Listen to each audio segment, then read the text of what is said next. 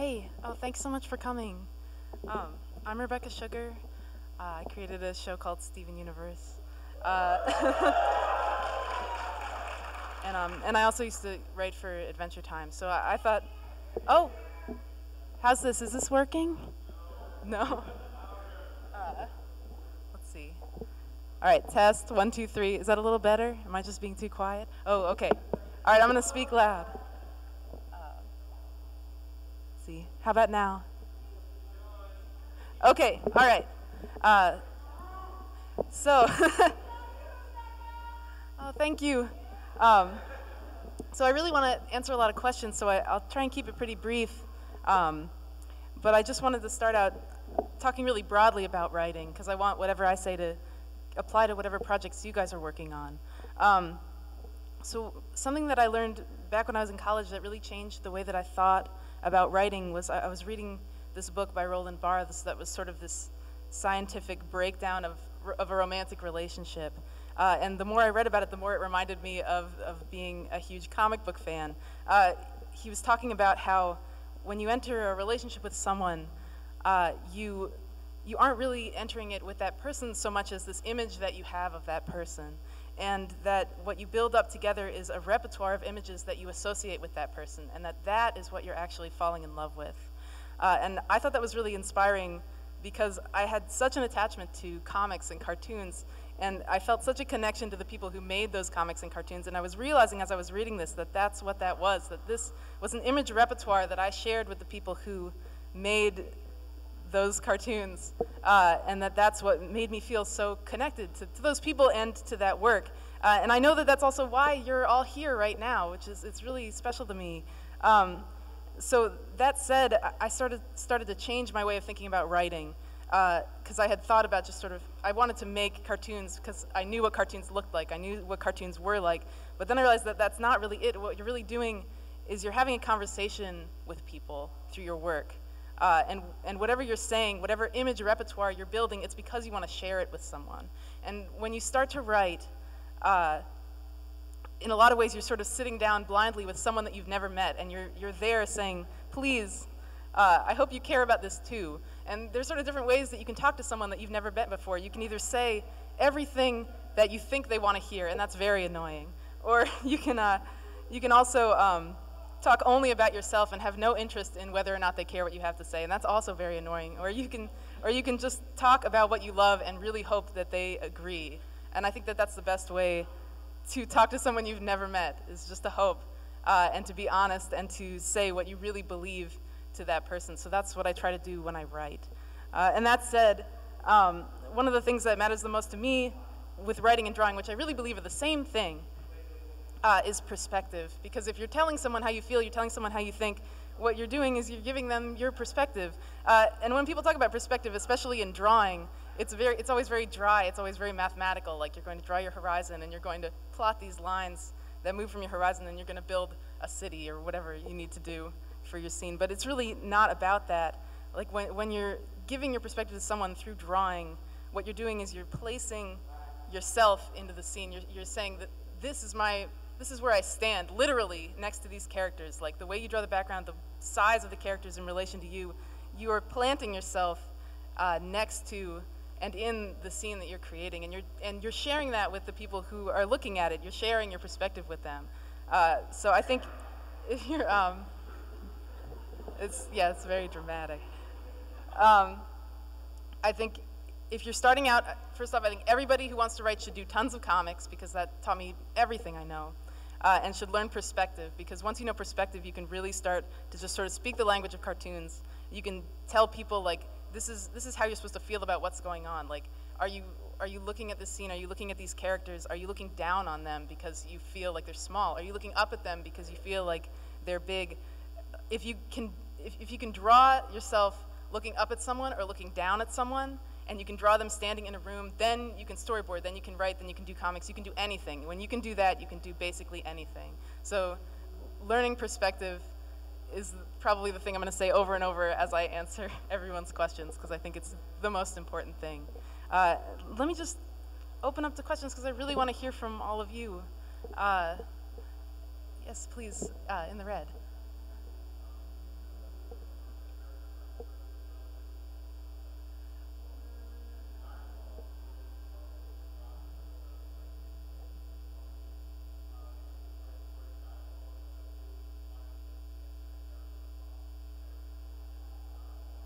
Oh yeah, writing dialogue. I think that if you can find the way that you relate to the character you're writing for, then it's just really a matter of speaking naturally as that person.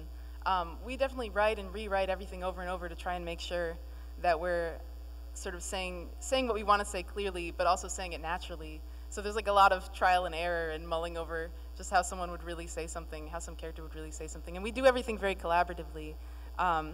But also like the way that our show works, because it's a storyboard-driven show, the artists who are drawing all the characters are also writing, so the acting and the speaking, it all comes together really naturally. So I think that's what makes it feel the most natural. Writing and drawing and speaking the way that you really do feel, or would feel if you were them. Yes? Yeah.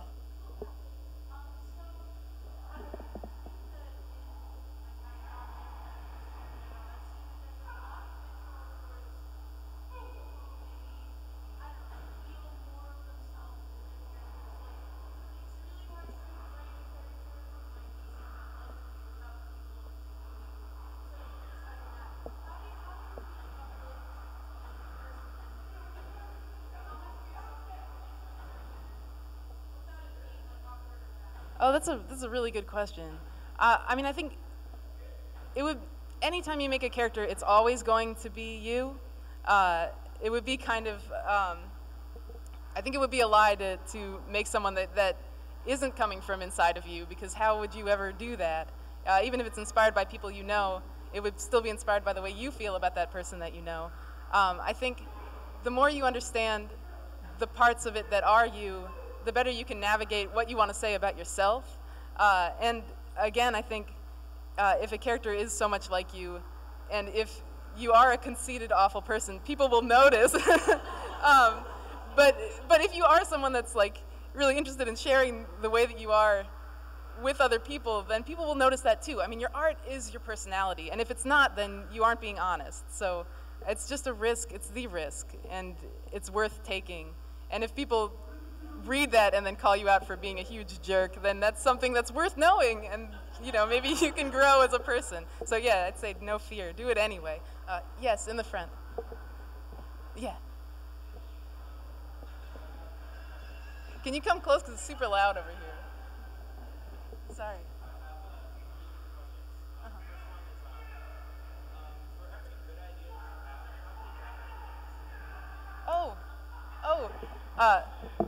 That was, so for every good idea I have, how many bad ideas are there? Infinite bad ideas. They never stop coming. They flow like water forever. I think there will always be so many more bad ideas than good ideas. But the more you let like the river run of bad ideas, the more maybe a good idea will like come by in the river of bad ideas. And then you can like hopefully grab it, or maybe it'll go by and then you'll be like, I'm gonna catch the next one. Always a good idea to let flow the bad ideas. Thanks.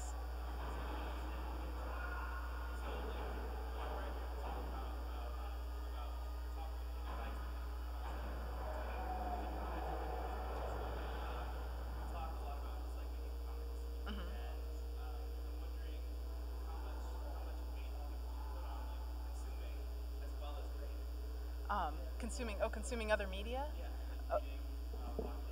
Okay, all right, I'll repeat. So how much weight would I put on consuming other media in addition to creating your own media? Let's see, in terms of, give me a second. Let's see, I think it's really important to see what other people are doing. Oh yeah, oh thank you. In the sense that, so when you're looking at art, when you're looking at writing, I mean, you're looking at like a series of choices, and when other people have made really good choices, sort of learning from that and drawing from that and listening to that is like so helpful. Like watching something and being inspired by it is super, super important. I think, you know, you could drown yourself in other people's decisions. And that might be a problem if you sort of forget what you want to do. But it's always good to be inspired by everything.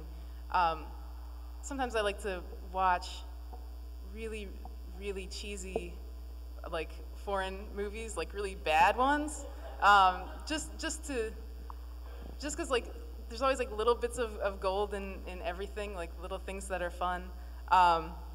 And sometimes I'm like, oh, I can't handle something really, really good right now. I'm just gonna wish I made it. So I'll watch something bad on purpose, and then I'll be like, oh, but I love that one thing, and then I'll try and like take that. Anyway, thank you.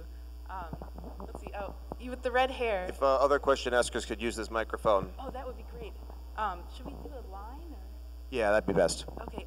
Would you guys mind lining up if you'd like to ask questions?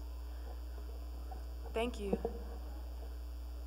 Oh, but I already called on you with the red hair. You should come to the front.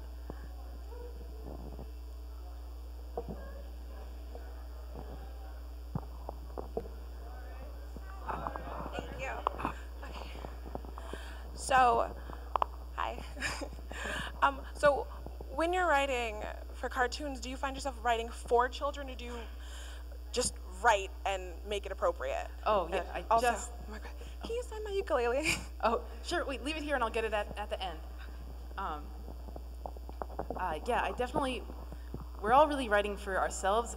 We definitely have to think about the fact that it's going to be seen by kids. And also, I think we're all really trying to say to ourselves what we wish that we had heard when we were kids, what we really needed when we were kids. So there's sort of a mix of both, but I definitely try to write the thing that I want to watch right now and would have wanted to watch when I was young. Oh, yes? Hi, Rebecca. Hey. I love your the episodes you've storyboarded for Adventure Time. Thank you. And I was wondering, so what's it like transitioning from being just a storyboard artist to having your own show? Oh, it's a completely different thing. I mean, I'm very involved in the storyboarding on Steven Universe because that's sort of my roots. So I get really involved with story. But I'm also running around doing a ton of things I never knew I'd be doing, audio stuff, little, like, even when the shows are done being animated, you can do little tweaks on them. So like, sometimes I'll be drawing on frames, like I'll be doing little bits of animation. I'm looking at all the color, all the backgrounds and stuff. I'm running around and I'm talking to everyone, but mostly I feel like I'm always trying to stay excited and get everyone excited about what the next sort of story is going to be. And that's very different than before, where Penn and Pat and everyone, and Adam and Cole were getting me excited about the stories on Adventure Time. Now I feel like I have to be that. Okay.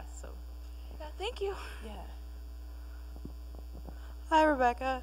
I recently decided within the past couple months that I feel like my skills are enough that I want to try and attempt a webcomic. And yesterday at your panel, you said that the hardest part is getting started. And I'm having that problem. It's a really big problem. So how do you do it? How do you get started? How do you push yourself into doing it? You just have to. You just have to. It's horrible, but do it anyway. There's nothing worse than that first page and that blank page. I always skip the first page in my sketchbooks because it's too much pressure. I just leave it there, empty. Just push through it. And it used to help me a lot. I used to not even keep sketchbooks because they really psyched me out. Instead, I would keep a binder with those like plastic sheets in it, and I would just draw on loose leaf paper, and it wasn't like I would tear things out of my sketchbook when I didn't like them, because I'm such a glass half empty person. I had to only save the things I liked, so the default was throwing it away. It was like, I'm probably gonna throw this away, but then if a drawing was good enough, I would slip it in one of those plastic sheets and keep it. So you could do that first page 20 times until you like it, but you can always throw away that first attempt if you don't like it. Just do it, and then if you look at it and you're like, this isn't it, then it doesn't have to be it. And just do it again. Do it again until it's it. But even that, I think, don't even worry about it. Like do it once, and even if it's not it, just do page 2. Just do page 3.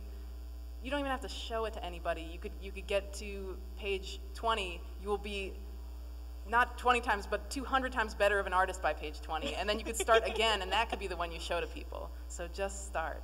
Okay. Please. Thank you very much. Hi, Rebecca. You mentioned earlier that you read a lot of comics, and I'm kind of wondering what kind of comics you read. Was it more like Vertigo, like third-party stuff, or was it more the big two, like DC or Marvel? And do you read a lot of comics like right now? I wish I was reading more comics right now, but I I really loved the Goon and Hellboy, Dark Horse stuff. Okay. Sam Keith, the Max. I love Mobius. I was really into more independent comics because I actually grew up near the Small Press Expo. I grew up near here. Okay, yeah. And I would go to SPX. Ever since I was like 15, I would go, and I would have my little comics and I would trade them. And I just loved really independent zines because they were so liberating. You could just do anything and staple it together. So going all the way back, that's what I was really interested in. If you're really into independent stuff, check out Saga. It's independently owned and it's really good. I've heard of that, yeah. It's super good. Okay, thank you. Hello. Hey.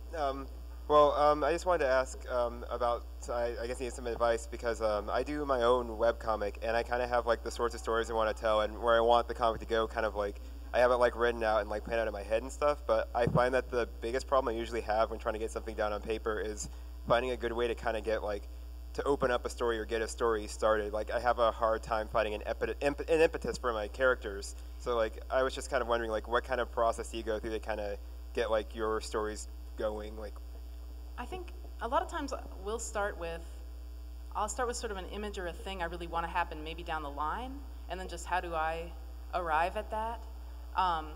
Like the image of like Ocean Gem and Mirror Gem, I had very early on in the show. I just wanted to see Steven pull the gem out of the mirror and have it just explode into a person. Like since the pilot, I wanted that. I'd been hoping for that. Maybe not, or maybe just the early episodes, but then it was just a matter of like, how do we get there? What do we need to do? Like, how much do we have to build up so that you would even understand what that means, or that would happen, or when it happens, you know, just enough that it makes sense. So I think whatever you're working on, if there's something, if there's a reason that you started, if there's a thing, if there's an image, if there's a way that you want it to feel, that you're going to arrive at, you could work backwards from there and just see, like if you have an eventual goal, if you have a climax, like do you have the end ready, or are you just sort of stream of consciousnessing it from your start? I don't think I really have like an end for my story. Like I said, I have like some general ideas for like, because like it's kind of like episodic, I suppose. So like I have an idea for like, this is what I want my first story to be about, the second one, the third one, the fourth one, et cetera, et cetera. And so like I guess I'll have an idea for like, this is the story arc where this thing happens. So it's like, I guess I have like that big moment, but it's like, I just can't have the characters up and say, let's go do this adventure. It's like, I just don't know where to like get them, how to get them there. Well, that's good. That's the puzzle. That's the game. Yeah, because they can't just up and do it. But I wish I knew more about your story. But if they could find some small piece of it, if you could get them on a track that's not it, and then they stumble on it. I mean, there's many ways that you could have them finally arrive. But I think you're in a good spot where you're thinking about how to get them there. I think you have all the pieces. It'll just be a matter of building that bridge. So, just go for it. Build to that thing that you want to get to. If you have that, then you're set. Really, it's just the puzzle of getting there. Well, that's all I have to say. Thank you. Yeah, thank you. Hello. First, this was covered briefly in your panel yesterday, but thank you again for Alone Together, which is some of the 12 best minutes of TV ever. Right? Thank you. Right? Super brief anecdote on that. The Something Awful internet forums that I'm sure people have heard of because it's something awful. These are nerds who are super vitriolic and hard to get away from, posting dick pictures or anything for 5 minutes. And when that episode aired, we had like 2 or 3 pages in the Steven Universe thread of well thought out diction with no vitriol from these guys about gender issues and all of these other really healthy topics, and no one was being themselves, and it was great. So thank you. My actual question pertains to perspective that you brought up in your intro. Oh, great. This is kind of a question for writing anything, not just animation, but even novels. Steven Universe, one of its most defining characteristics, I think, is that everything is from Steven's POV. You never see any events or anything when Steven's not there. Everything is limited to that, what's the high school English class term, like, first person limited, whatever. And it's, I think it's wonderful for Steven Universe because it gives us all of this mystery and all of the Steven filter, right? The facets of this question, I suppose, are what is your favorite part of that? you know, and then like what's your least favorite or the most challenging things to overcome when you're writing the lore and everything else in the story from Stephen's POV? And I guess what kind of mediums do you think work best? Other commentary on that limited first-person POV and your experiences with it? Well, my reason for doing that, I actually wasn't sure if I should talk about this because it's something that I'm so personally obsessed with. I don't know if it applies to all of your guys' work that you're thinking of doing. But I love this theory, which is the theory of the sublime, which is this idea that there's some art, there's art that's beautiful, which is art that's frameable, it's consonant, it's very easy to understand, which is that, you know, you look at something and it's very pleasant and you like it. And then there's art that's sublime, which is different than art that's beautiful. It's unframeable, and what you're looking at is confusing. It's beautiful, but it's also a little scary because it's reminding you that there's something that you can't see, and that's what the art actually is. It's something else, and you're just seeing this little fraction of it.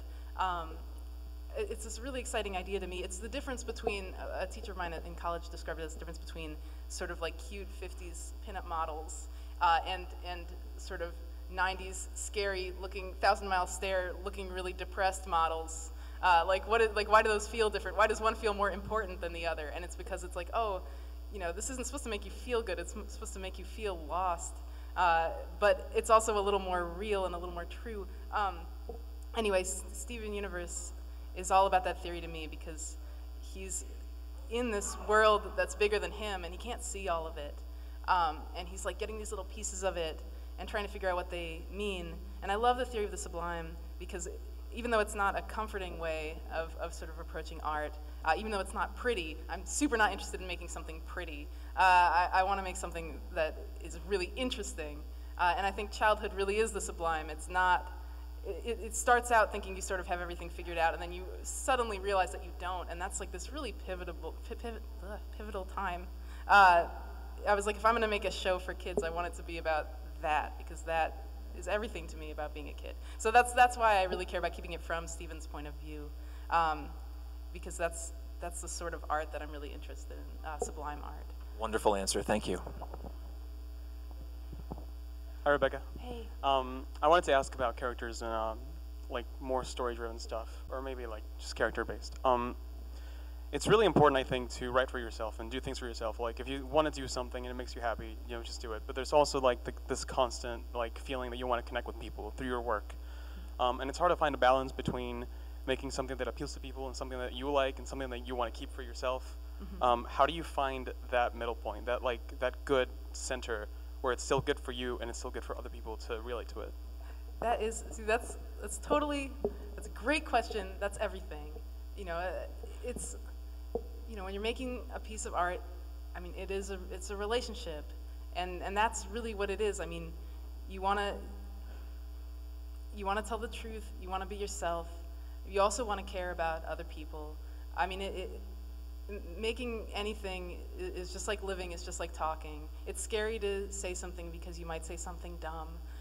It's scary to do something because you might do something wrong, but you have to do it anyway. And if there's something that you really care about so much that you really don't want to let people in on it because you might find out that it isn't what you thought, or that people don't understand, then you sort of just have to feel that out the same way you do when you're just talking to anyone. It's just as scary as being alive. That's why I think you should go ahead and do it in your artwork, because we're all always doing it all the time. So yeah, I think like making sure that you know, you're talking to people who don't know you and trying to find a way to explain yourself. It's a really good experiment because it really makes you look at yourself and that thing that you're afraid to share and really wonder why am I worried people won't understand this? Is there a bridge to bring people to a place where they could understand me, and do I really want them to? And if you do, then you can do it. You can do it with your work. Thank you so much. Yeah. Hi, Rebecca. I had a question about what you were saying about perspective. Mm-hmm. Where's a good place to start with gaining perspective? Like how do you begin to even do that? Like how to draw it, or how to have it? I like to create things, but I can't draw. All I can do is write. I can do stick figures of my characters and stuff, but like, is there a way I can do that through like a writing medium, just in gaining perspective on my characters? Like, Yeah, well, I mean, if you describe, you can describe. I think of everything in terms of drawing because I draw, but drawing is just a more detailed way of explaining something. You know, you can describe someone being far away, you can describe someone being below you or above you also, or someone feeling small or someone feeling large. Like, there's a lot of things you can do just describing that you can't quite do about how you are supposed to feel about what you're looking at. I think you can do with the written word. I even talk about how someone feels in a way that you couldn't necessarily draw, but you would draw by drawing them in a certain way with a certain face. when you're spinning a story, would you say that you're better off going like, I have these characters, here's what they're like, and here's what I want them to do, or like, here's the characters, and here's the whole journey I want them to go on, like. Oh, I'd say start with just start with the characters. If you have the whole journey, I would say keep it very flexible, because the odds are good you're gonna, well, I guess the odds aren't good, but I think it's a good idea to keep yourself flexible as you write. I'm like a real, I used to love doing like, this is really lame, but I used to love doing like 5-paragraph essays in school, and like theses. I always liked how, like, by the time I got to the end, I would realize that the thing I wrote, like the first paragraph, I was like, oh, I was wrong. Like, I figured something else out by the time I was done, and then I would go back and I would rewrite my thesis, because that's what you're supposed to do when you write papers like that. But I think when you make a comic or a cartoon or anything, it's the same thing. If you have these characters going through this journey and you keep it pretty loose, you might find halfway through that you don't want it to end the way you thought you wanted it to end, because you actually changed while you were making it. And I think that that's like the healthiest, best thing. I think if you start with the characters and you start with a loose plan about the thing you want to arrive at, the place that you would like them to go, leave yourself open for them to totally change as you're going, because you're going to change too, and let yourself change, and let your drawings change. Like, you don't have to get stuck. You don't have to follow through a plan if you become a better person in the process. Anyway, thank you. That helped a lot. Thank you. Yeah. Hi, Rebecca. I had a quick question, because we spoke yesterday briefly at the end of your panel, and I was curious more about, on a college view, of building a portfolio of work that we can show not to only like people that are in the industry, but building yourself up as well as experience when going into something like what you do working with Cartoon Network, as well as tips on building character Bibles and story Bibles for longer, bigger narrative and lore. Right. I mean, what happened for me was I was really bad at building portfolios and reels. I would mostly make comics and films, and they would be done, and people sort of happened to see them because they were already finished pieces of work. I think the more finished pieces of work you make, the more you don't need to make like character Bibles or sort of treatments in advance that someone would need to fund in order to exist. You could just make it, and then there's definitive proof that you can make it because you already did. When I was in a position to start writing, actually, even when I made the Bible for my show, that was like after I had already done the pilot. I think I maybe have done everything backwards, so I might be the wrong person to ask. But I think it's a really good way to do it, because by the time you're done, having already finished making a comic, having already finished making a film, you already know that you can make a finished thing. And then if someone is like, hey, can you do this? You can just be like, yeah, it's right here. I'd say the characters you're going to put in the Bible that you want to make, and the work that you want to put in your portfolio, just go ahead and make it its own comic, its own illustration, its own story, and then you can just lift a page of that and put it in your portfolio. But if someone says, are you going to do anything with this, you can say, oh, I already did, and you'll have it. That would be my huge advice, is just to go ahead and make the whole thing yourself. Awesome, thank you. Yeah. Hello, Miss Sugar. Hi. Okay, so in my opinion, one of the best devices for really any kind of storytelling is that of internal conflict, particularly the emotional kind. Mm-hmm. I see that in Steven Universe and Adventure Time a lot. I completely agree. And but I find that it's surprisingly hard to properly establish without either making it come off as forced or hammered into the ground. Do you have any tips for making it seem more natural? Natural emotional conflict. I think just having it come from a real place. I think if it's something that you feel or you've seen people go through, but especially if something you've gone through, I think it's a very delicate puzzle trying to navigate. I popped that piece over. Trying to navigate that and make sure that it's not, like you said, just rocks on head, over the top corny, or like just so obtuse nobody can understand it. I think it means thinking a lot about how something made you feel, and that can be kind of hard. But if you do, I think it's really worth it if you can explain the way something feels to someone in a really nuanced way. So you're saying I should take it from my own personal experience? Yes, definitely. It's hard to make up something. It's hard to make up something personal. Well, it's impossible unless it's personal. So yeah. I see. Thank you. Hello. Hey. So one of the things that I really like about a lot of your work is that you have a very strong musical vibe in your writing. It appears both in Adventure Time and Steven Universe, both not only songs but use of background music. So do you have some sort of method for incorporating musical themes into tying into your writing to convey whatever you want to convey? Yeah. Well, let's see. I mean, I work really closely with our composers. We've talked a lot about. I mean, everything for me is character-based, so I think it comes the way that they sound musically, and then the way that they sing when they do, and the way that they talk when they don't. I think it's all based to me on sort of their personal philosophy and way. So I'm really glad you feel that there's that cohesion, because I'm really going for that. Thank you. Yeah. Oh, well, yeah.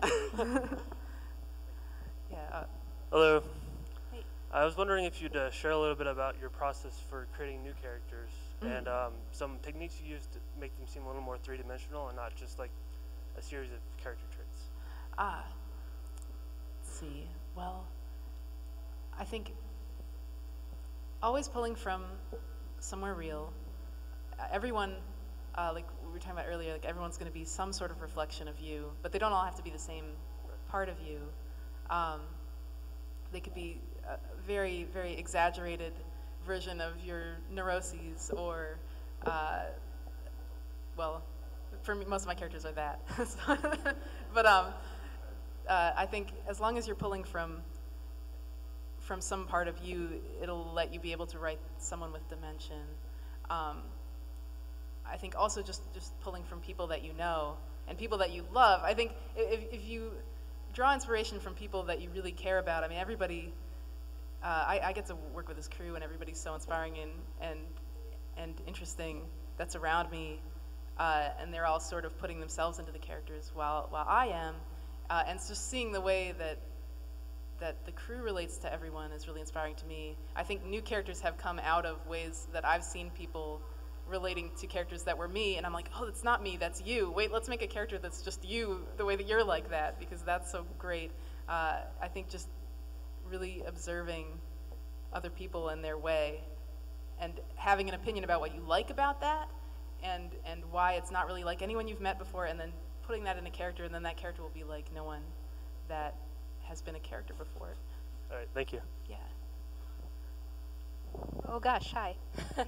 So I'm aging myself a little bit here. I'm actually kicking myself because I remember stumbling across either you or somebody who was pretending to be you on LiveJournal way back in the day. And I could have followed you. I could have been like, I knew her before she got huge.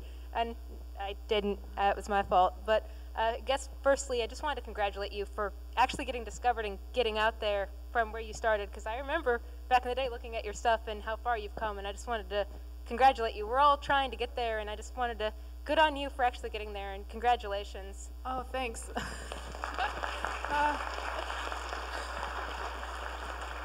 I don't know if that person was you, but who? I don't even know if I want you to say what my handle used to be.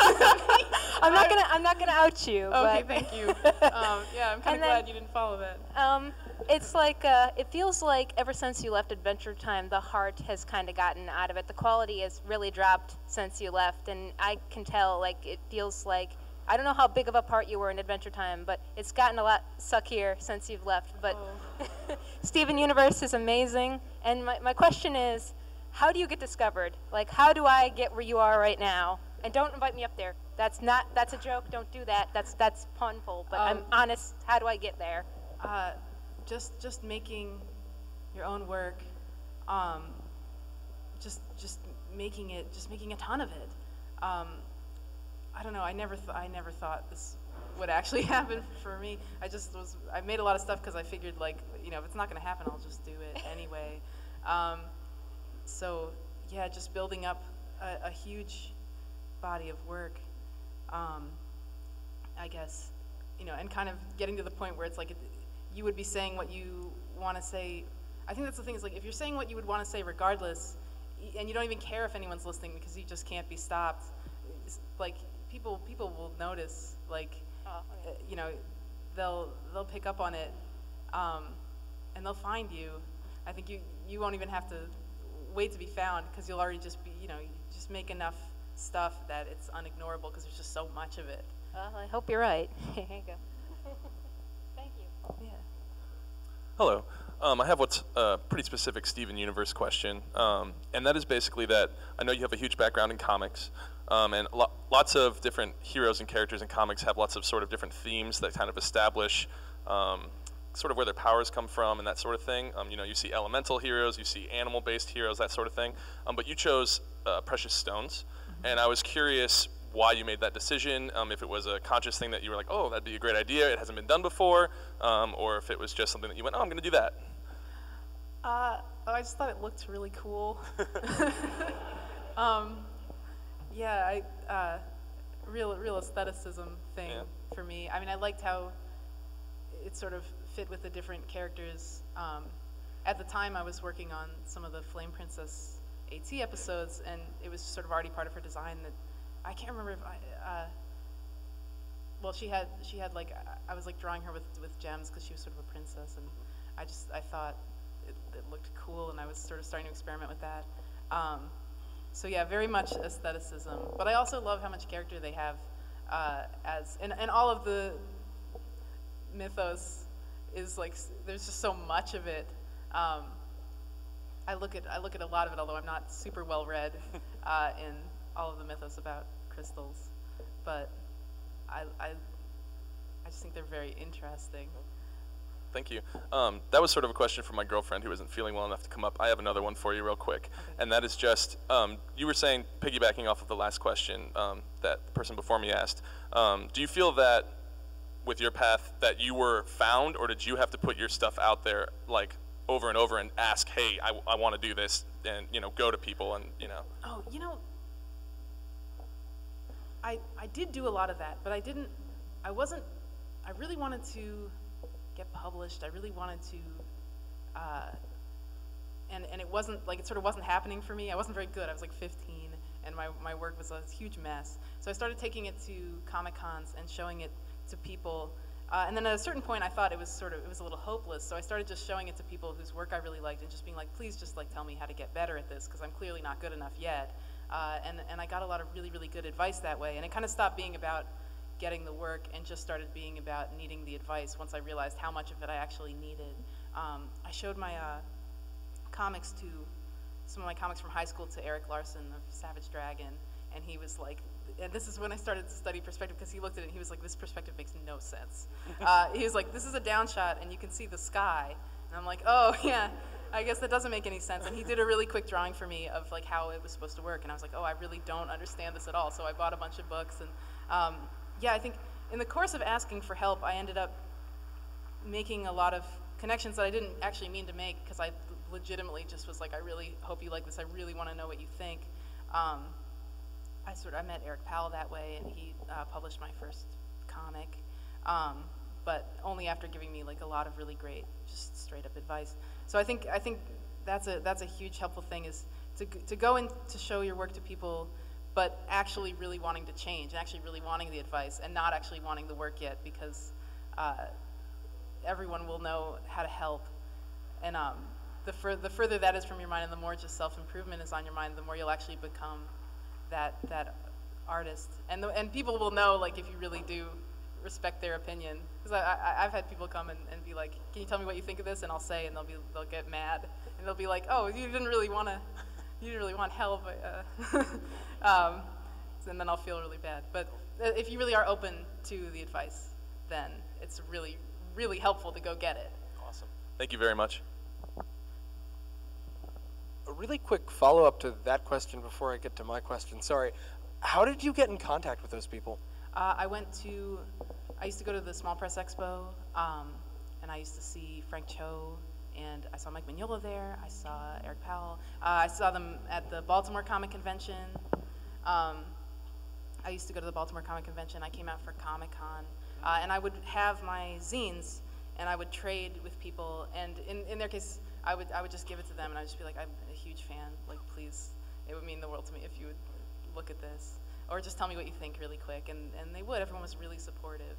That's awesome. So yeah, cons, Comic Cons, Small Press Expo was big for me. I was trading with people at Small Press Expo when I was a teenager that are working on my show now, because we were all just making zines. That's awesome. Thank you. My question is, I'm working on a webcomic right now, and I'm fairly good at getting the overarching plot, but writing individual episodes and actually sitting down and like getting that really like menial feeling part of the story down and out of the way to get to the cool parts is really hard. How do you do that?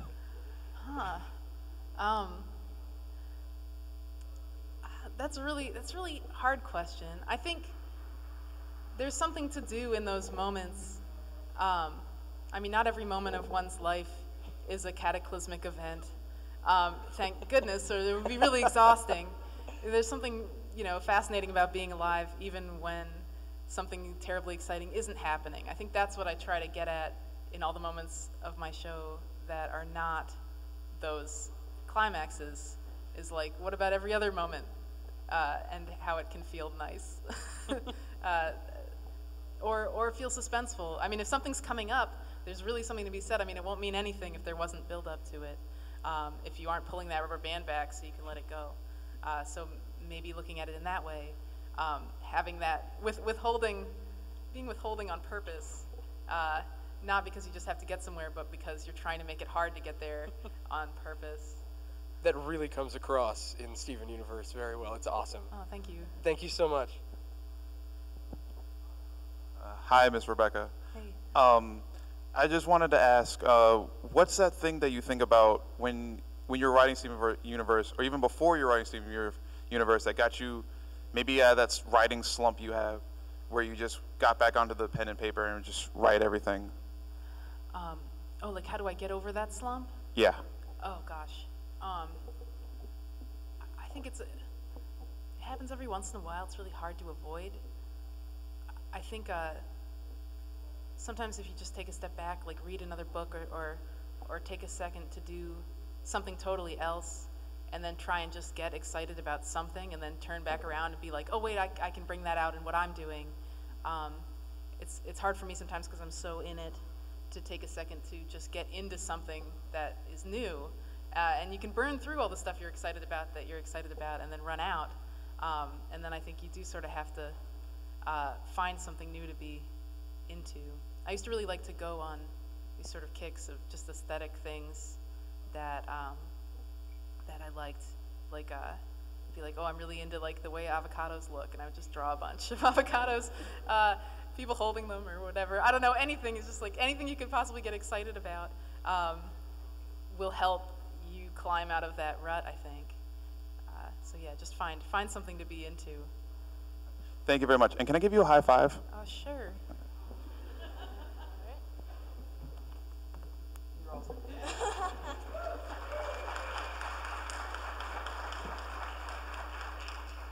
All right, so if I'm not wrong, you went to the School of Visual Arts in New York, and I'm Yes. really curious about your experience there because I hope to enroll there myself. Okay. SVA is interesting because the reason I wanted to go was because in a lot of ways it was like just a boots on the ground, like here are the materials like to make a film. Other schools were advertising this like very well-rounded education. Rhode Island School of Design was like, you're going to be working with charcoal, you're going to be working with paint, and I was just like, I want to make cartoons, I don't want to do anything else. And so SVA looked good to me because I was like, this is a place where I can go, and first year I can just start doing animation. And the other thing that's nice about it is that sort of unlike CalArts and other schools, there's not a lot of hand-holding in terms of what the end goal is for what you're doing is supposed to look like or what you're doing is supposed to be. But there's a flip side to that, which is that they're not going to hold your hand in general. Like if you go to SVA and you want to make films, you've got to have your own plan, because they will not give you a plan. CalArts will sort of train you for a job, but SVA is just like, here's the equipment, make a film. And if you're not self-motivated, like, it's really sink or swim. I think I couldn't have done SVA if I didn't have like projects going on the side. Like, I was always doing comics, even though I wasn't doing them for a class. And the stuff I was learning in class, I would turn around and I would apply to my personal work. So my advice would be, if you go to SVA, it's great, but have your own plan, have your own thing, do your own research on the side, and do your own projects on the side, and then you'll have a really well-rounded everything. That sounds awesome. And earlier you were talking about giving zines to people you admire, so here's one of mine. Thank you. Oh. It's like a comedy. This is great.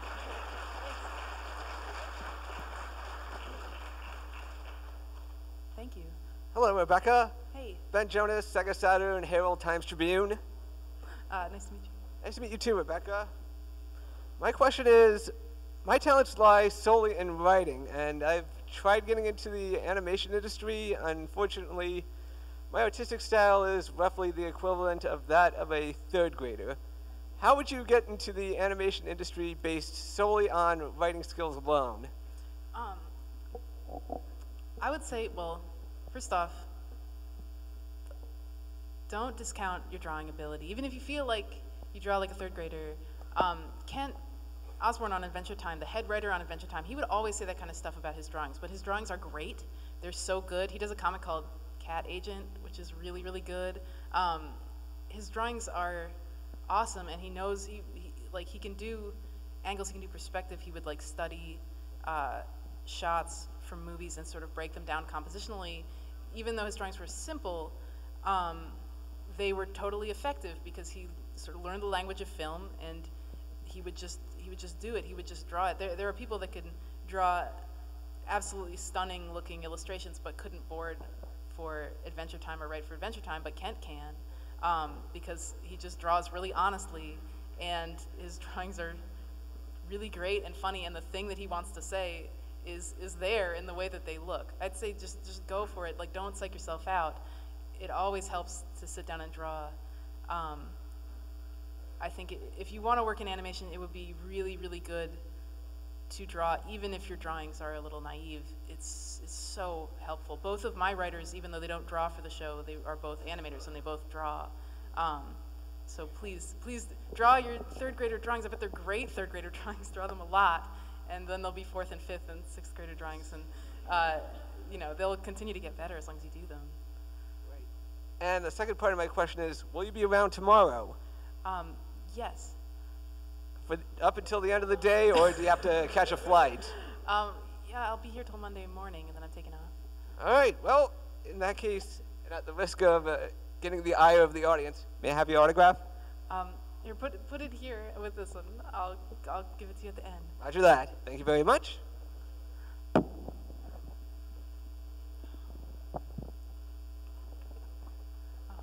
Should I wait for him? Or? Okay. Okay. Hi, Rebecca. Hey.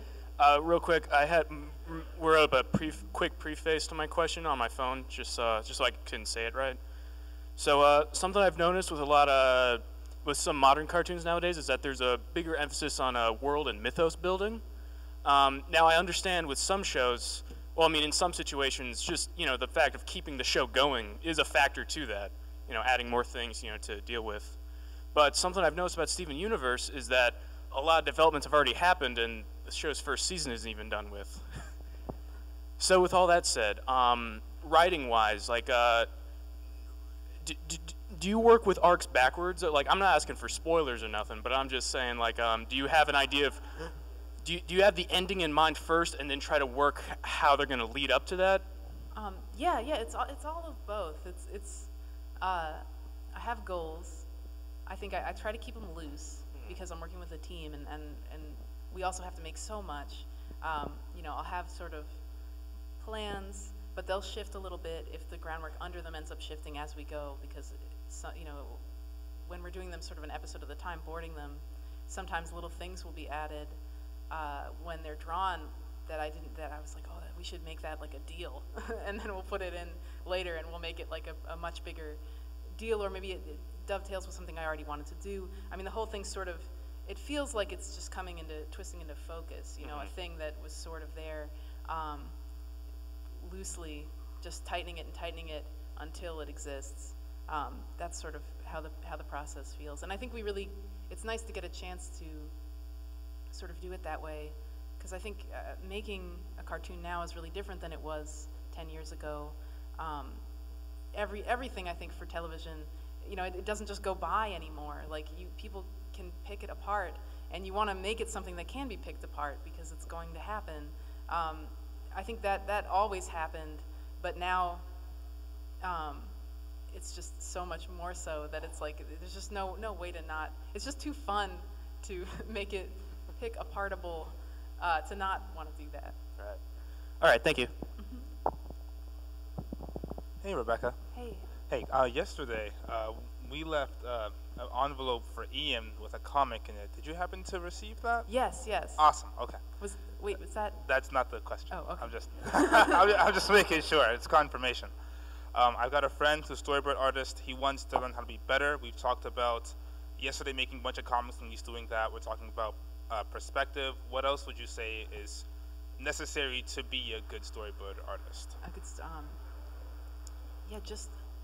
Just honing skills. Was that his work?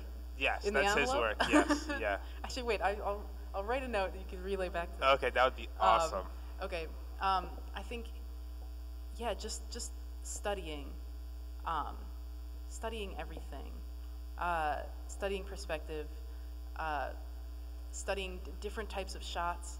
Wally Wood did this great chart of different sort of shots that you can do in comics that is really inspiring. There's a rule, and I think it applies to storyboards and comics, that's sort of like, don't have your characters be the same size over and over again. Okay. You can't do that in animation because everyone will pop. It'll look like they're turning into each other when you go from one shot to another shot and someone's in the same place. Yeah. You know, and then with that in mind, it's like choosing when you're gonna pull back, when you're gonna cut in, when you're gonna look down, when you're gonna look up. You can make those choices, if only so that it doesn't look like characters are morphing into each other in a very technical sense, but you can also make them all for a reason, because this character is supposed to feel small, because this character is supposed to feel big, because you're supposed to feel detached from this person, because you're supposed to feel connected to them. There's something really inspiring to me.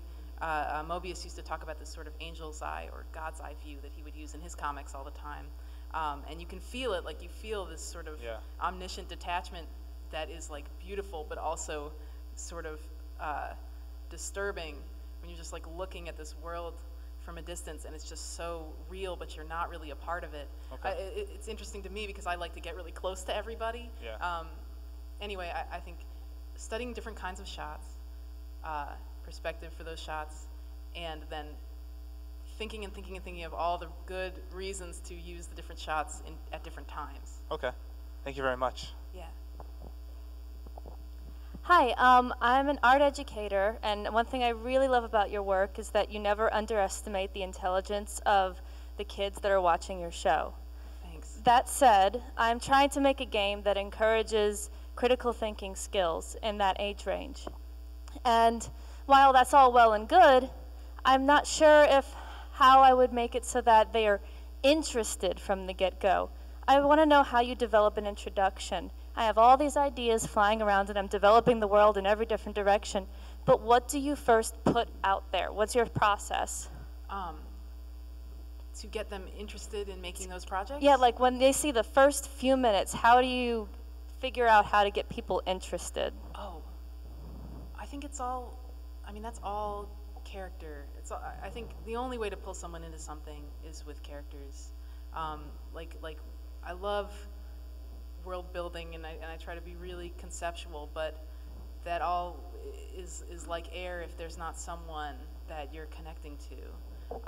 Even if they're almost nothing, even if they're just a symbol, even if they're just a little icon of like anything, almost the more vague it is, the better you can, as long as you can connect with it. I think there's something like very sophisticated about like something like you know, Mist, which used to baffle me when I was young, where it's like, oh, it's this whole world, and it's really weird, and I have no idea what I'm supposed to do. I could never get anywhere.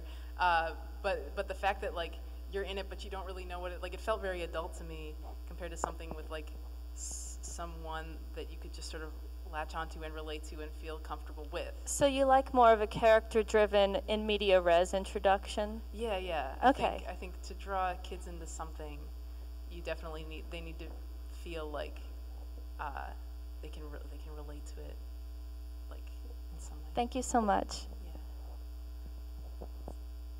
So as I was walking up here, I just saw so many people with their sketchbooks out, and that's just I just want to say, like, that's a really refreshing, good feeling. My question is, so I always have like a lot of ideas that I feel really attached to, and they feel really precious, and sometimes I feel like I don't want to start on them yet because I can't like get at what I want to do yet. But if you ever, you know, have that kind of thing, I know that the answer is going to be different for everyone, but how do you know when is the right time to start on that thing that you hold so precious? It's always right now. It's so hard. I know exactly how you feel. You know, and it's like once you do it, it might not be right, and you could ruin it, and you know it's gonna be right. But I think the real thing is it's just awful. I struggle with it every day.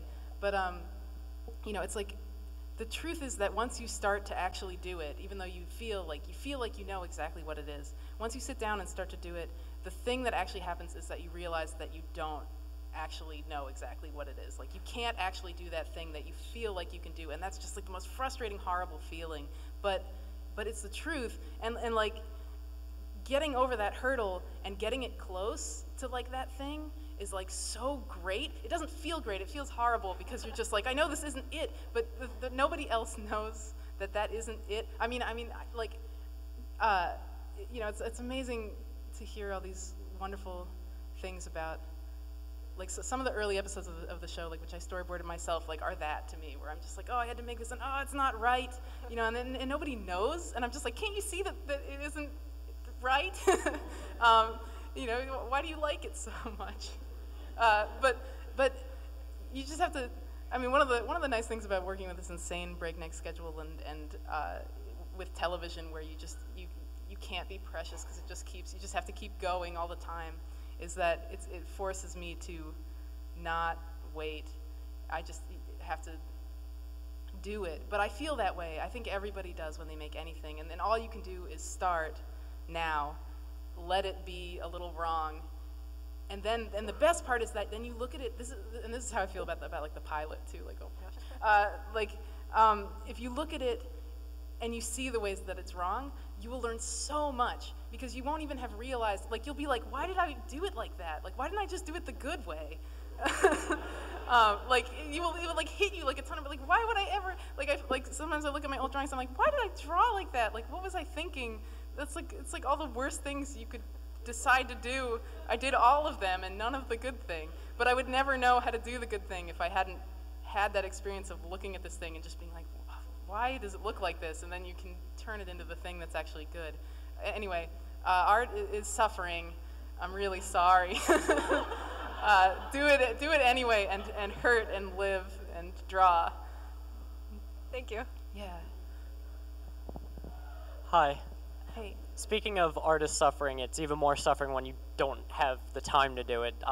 Like, how do you find the time to do all your side projects? Like when you were in school, how did you find all the time to do your side projects with your class and with a breakneck schedule? Oh my gosh, I mean, I shouldn't give advice. It wasn't healthy. I saw the sun come up from being up all night doing inks on like one character's hair. It's like, why did I spend so much time? It didn't even matter. I mean, it did. I don't know what else I would have done, but you just have to force it.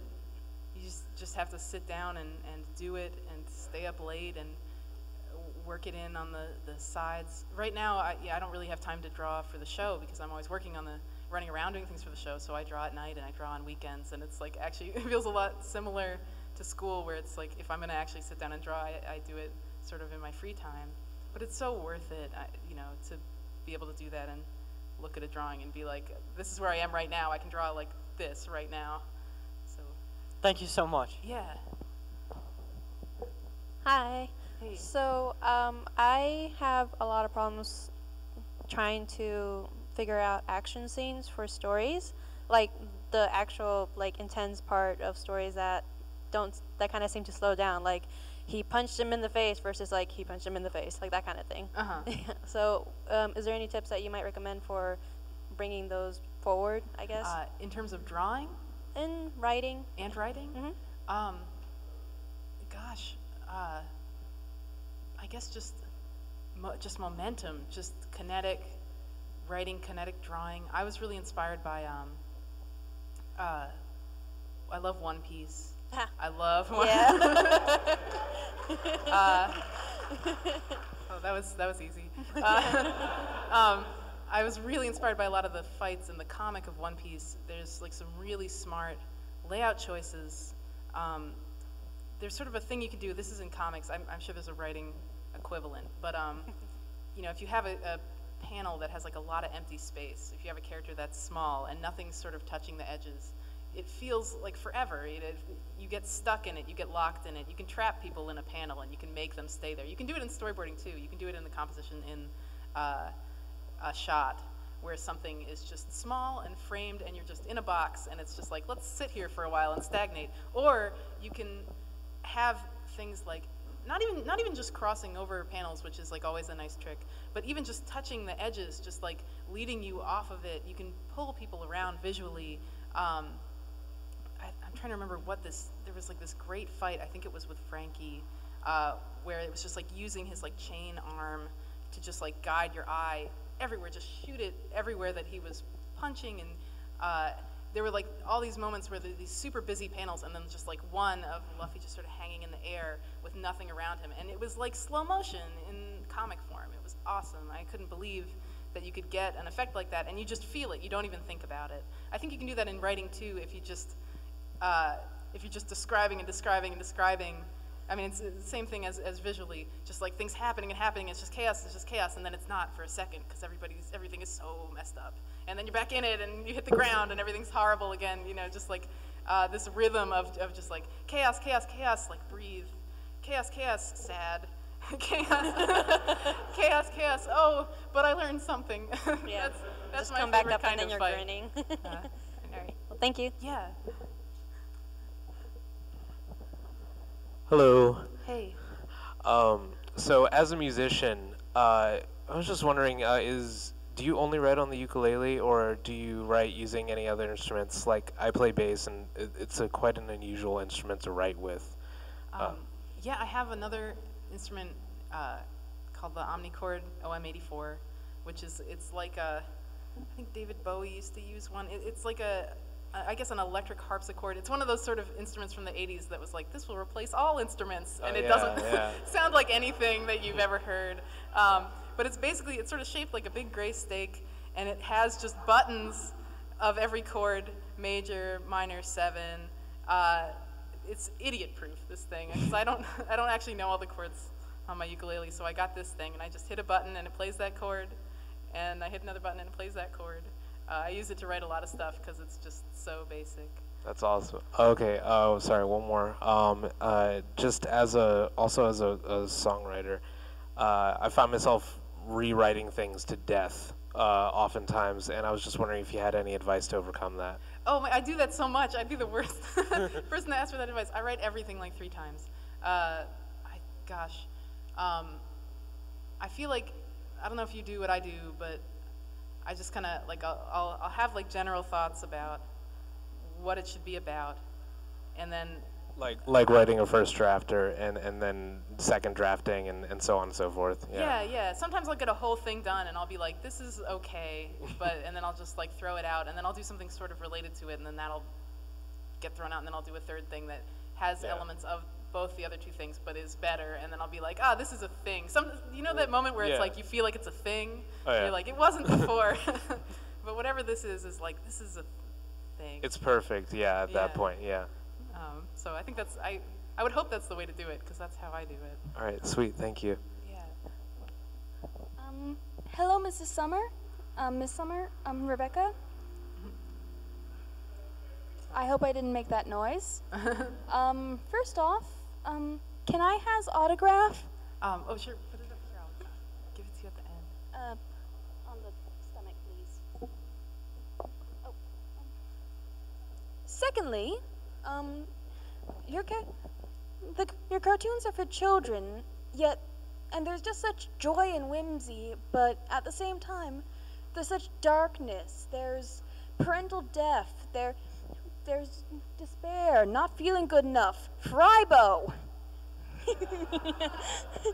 How do you know how to balance out the joy and the darkness, and how do you know what's too much, you know? I think for me that's sort of an ongoing puzzle. So I don't know if there is a way. I try to keep it balanced. It's something that we all work on together. I try not to shy away from things I want to say, and I want to say things about both things. So it sort of comes out. I think sometimes a little lopsided on one side or the other, but when it does actually feel balanced, that's when I know that I've succeeded. So I hope that it's definitely, some of the ones you're listing definitely weighted on one side versus the other. But yeah, an ongoing puzzle for me, completely. The balance is excellent, by the way. Oh, thank you. Hi. First off, I love Steven's Universe. I wanted to point out, this is actually one of the first shows I've like fully gotten into, and like to the fact that I know the name of the episodes and what song is playing for which track and whatever. And when I heard, like, I've never really been into like comics, and well, not into comics, but not into meeting people like this. And I heard you were gonna come here, so I saved up my allowance for like a couple of weeks, and now I get to see you. And at the moment, my mom is really gonna kick my ass for being late. Oh, I'm sorry. No, it's fine. But we'll see. Yeah. First thing, I will ask for an autograph later, but that's gonna go with the other stuff. So I wanted to know, how did you just go about writing? Like how she said, it's always something. It's such a kid show, quote unquote, but it has so much adultish stuff, if that makes any sense. How did you go about like writing for that? I think, I mean, I'm trying to hit at the things that I felt like right when I was becoming a young adult. I think right when you sort of start to feel like there's just more going on in the world. I just keep trying to remember like what it was like right then, and sort of talk to me then and be like, yeah, oh man, not everything is easy. Like, what are you gonna do? And it's like, no, you'll figure it out. That's sort of what I'm trying to say to All my right, young and self. last question. How did you get Estella to play on here? Seriously? Gosh, she was interested in doing it. She was on board like right away. It was crazy. It was awesome. She's so supportive of the whole thing. She's the coolest person. She's always on tour, so a lot of times we're recording remotely, but when she is in the studio, I'm always just like, I don't know how she can be the way that she is. Yeah, she's super interested in what the show has to say, which I am so happy about. I love talking about it with her. And she was the oldest in a big family, so she knows what it's like to sort of have to step up and be like, in control. Anyway, I've learned a ton from her. Estelle's amazing. All right, thank you. Hold up, let me bring this stuff up for you to sign. Thank you.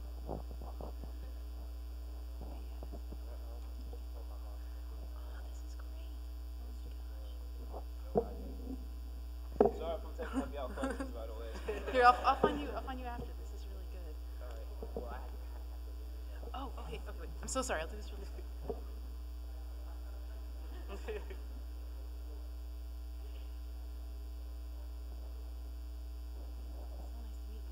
Really good. Hi. I guess I have a writing question also. Just ask about how hard it was, or if you found it hard at all, to make very mundane subjects, like, Steven's dad moving back in, dinner with the Maheshwarans. How do you make things like that so dynamic like you do? Like, it's a very simple, very, like, sitcom-y subject, and then it's done interestingly in a Steven Universe style. Oh, thanks. I think, I mean, part of my sort of philosophy with the thing was to make the fantasy stuff feel really down to earth. Like it sort of becomes, it's wallpaper. Like, yeah, it's everybody. There are crystal gems that walk around. Yeah, they're yeah. Magic. It's just wallpaper to Steven. So it's also like a puzzle to be like, how can you make something mundane as big a deal, if not more big a deal to him than that stuff, which he's really quite used to. I think a lot of it too is just it's also like shot choice. It's also like boarding and staging. One of the things I like, especially about doing fusion episodes, is that you end up with characters that are huge, and so you can like stage shots in really interesting ways. It's almost impossible to make them uninteresting shots if you're just going to fit everyone in them. Doing those scenes at dinner, that was storyboarded by Lamar Abrams. There's all these like huge upshots where Greg's just dwarfed by Alexandrite, and her hand comes in and knocks him down onto the table. I mean, it's just because of everyone's size, it's hard not to make it visually interesting. So yeah, I think again, it's all perspective and just variation in all things. I also wanted to say I liked the scenes from Lion 3 straight to video that you storyboarded a lot. Oh, thank you. Thank you.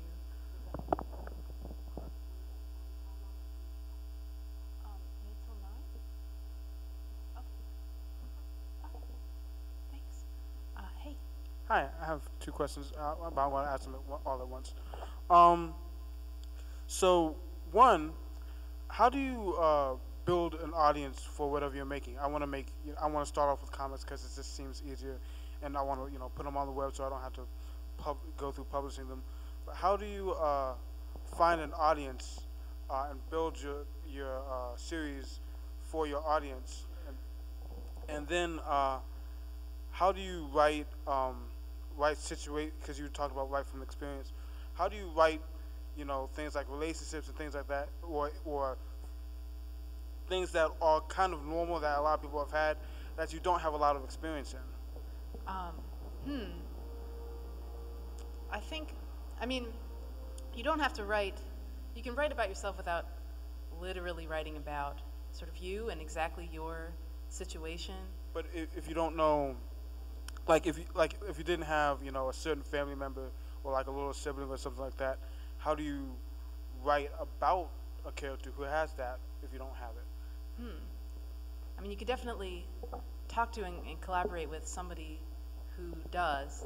That's always really, really good, is just to get to know what it's like for people that are in that situation. There are people on my crew who have more direct parallels to things in the show than I do, and I go check with them before I make choices on certain things, because I'm just like, well, what do you think? Like, I know that you had a similar situation like this, or I know that you feel really strongly about something like this, and I'll defer to them. But I also think if you're crafting like a personal thing, and maybe don't have that support or that help where you can go to someone and ask, I'd say keep it close to what is related to you. Like, figure out what relationships in your life, like what is going on there and how you can represent that. Even if, say, you have a character who has a relationship with someone, maybe technically it's their brother, but you relate to them the way you relate to like a friend of yours, you could still write it like that and it would still be true and it would still be real. I'm a really bad person to ask about building a audience, because I was super bad at that when I was on my own. I like nobody knew my work when I was on my own. But I think as long as you have something really interesting to say, people will find it and people will respond to it. Thank you. Yeah. Hi, Rebecca. Hey. You kind of touched on this a bit earlier, so I'm sorry if it's kind of retreading ground or anything like that, but I don't really draw. I write film scripts, like short films and whatnot. And for me, the hardest part of writing is sort of taking what you have and going over it, sort of revising and making first, second, third drafts, because what I would usually do is just like find a tiny mistake and then another tiny mistake and then bigger mistakes and then bigger mistakes, and then by the end of the week I've written a new script completely. So I was wondering.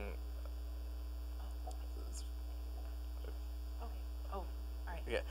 So I was wondering, like, so you have like a first draft. What is your process when it comes to sort of revising and sort of checking over, sort of, you know, like, would a character do this and sort of do that and sort of maintain sort of continuity between everything and fixing mistakes and whatnot? Well, the way it works for us, it's very collaborative. We start with outlines. So, I mean, we sort of have it set up so that it's impossible to do the noodly fixes at an early stage. Because if you do those, and then you end up overhauling the whole story, you wasted a lot of time, like, fixing the wording on a couple things. Yeah. Yeah, so, definitely, don't worry about that. Global first. We start with outlines, so we have the whole plot.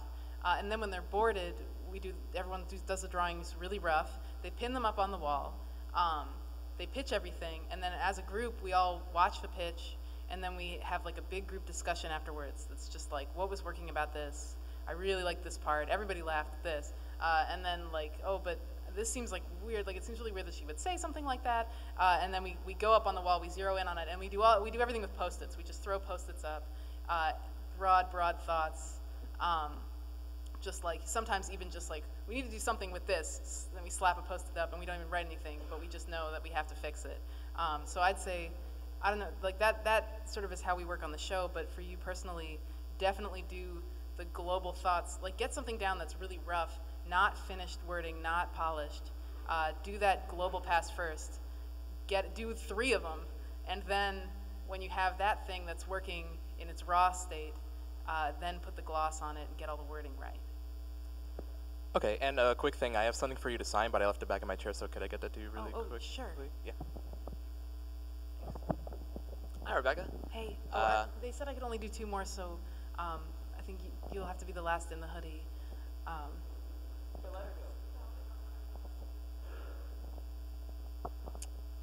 Anyway, I'm a senior in high school right now. I love animation and storytelling and character development. It's the coolest stuff in the world.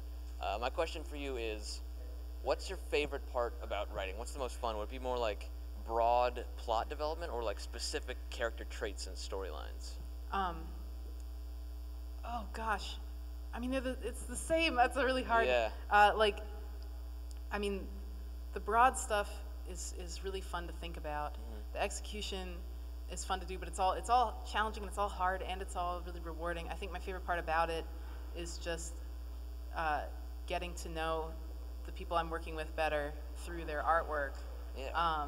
And getting to know myself a little better just from what I do, because I have to do stuff really fast, and then I'm just like, I'll look and I'll be like, oh, why did I want to do that? And then I'll find out that I guess I'm really into X, and I just never really, I never, not X. I meant that as like variable, not the drug. Right. Anyway. Yeah, cool. Also, do you have a favorite animal? Do you have a favorite animal? Oh gosh, I have a cat that I really love. Cats are cool. Cool.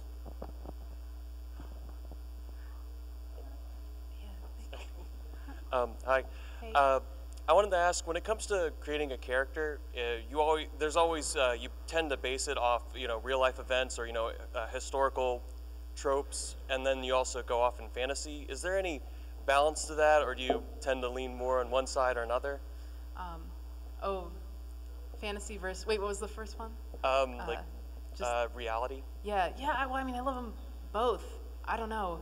I feel like I spent so much time, especially when I was young, just reading and playing video games and watching cartoons, that it all is kind of, like, when I think about childhood, it all kind of mushes together. Like, so it feels really real to me. Even some of that stuff that's really corny and tropey, it like has this place in my heart that is like still the truth.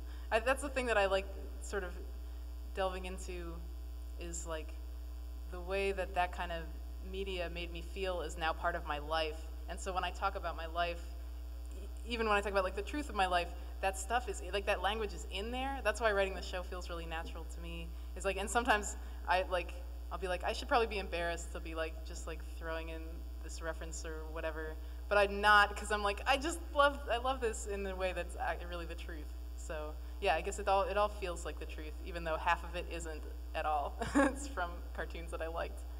Okay, can I also leave you with my friend's thing and something to sign up there? Oh sure, yeah. Thank you. Okay, thanks so much for coming.